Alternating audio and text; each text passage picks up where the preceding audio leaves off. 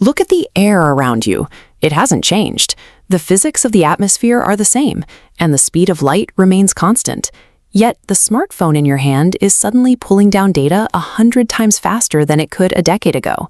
That gigabit speed on your screen represents a literal, physical manipulation of radio waves. Engineers have found a way to squeeze more utility out of empty space than was ever thought possible. Think of mobile networks as invisible highways. The first generation, 1G, was a dirt road carrying the raw, analog radio waves of human voices. By 4G, that road had been paved and expanded to carry massive digital packets. But 4G eventually hit a hard physical limit. The software was efficient, but the invisible highway itself, the actual spectrum carrying those packets, was completely gridlocked with traffic.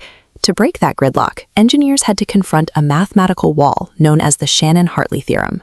For anyone building a network, this equation operates as an absolute law of nature. The rule is strict. Capacity is rigidly tied to bandwidth. You cannot increase data flow without widening the path. Reaching 1 gigabit per second means forcing 1 billion digital bits through the air into your device, every single second. To get 100 times more speed out of the same atmosphere, engineers had to do more than write better code. They had to reconfigure the way signals interact with the environment. The first major workaround was simple expansion. The entire 4G network was restricted to a narrow frequency channel, capped at a width of just 20 megahertz. 5G bypassed this by widening that channel to 100 megahertz. Like a water main expanding its diameter, this change instantly multiplied the amount of data that could flow through the pipe. A wider pipe was only the first step. Engineers use KAM to compress digital luggage mid-flight. 4G limited a delivery box to 6 data bits. 5G packs 10 bits into that same box, creating a denser payload without increasing the signal footprint.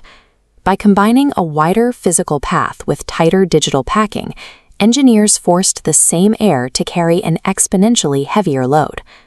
The third change happened at the tower. A traditional 4G cell tower acts like a light bulb, scattering its signal in all directions and wasting energy on empty space. 5G towers operate with far more precision. Using beamforming, the tower calculates your exact location and fires a concentrated data beam directly to your device. To reach absolute maximum gigabit speeds, engineers deployed their most extreme tactic, millimeter wave. This involves pushing data into frequencies above 24 gigahertz.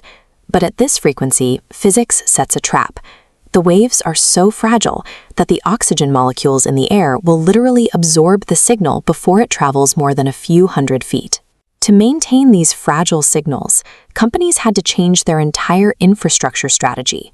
Instead of a few massive towers, they are installing thousands of small cells on street corners and light poles to keep the connection alive. This speed is the result of a brute force architectural takeover of our cities, designed specifically to shield these vulnerable radio waves from the environment.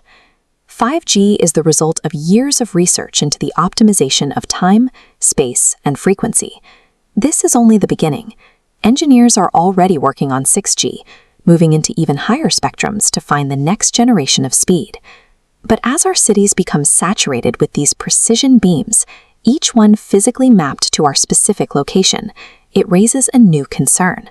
If our data is transmitted through such targeted physical paths, will today's encryption be enough to protect us, or is a transition to a quantum internet inevitable? For more deep dives into the technologies shaping our reality, subscribe and join our next research mission. Look past the surface of the world around you and trust the logic beneath.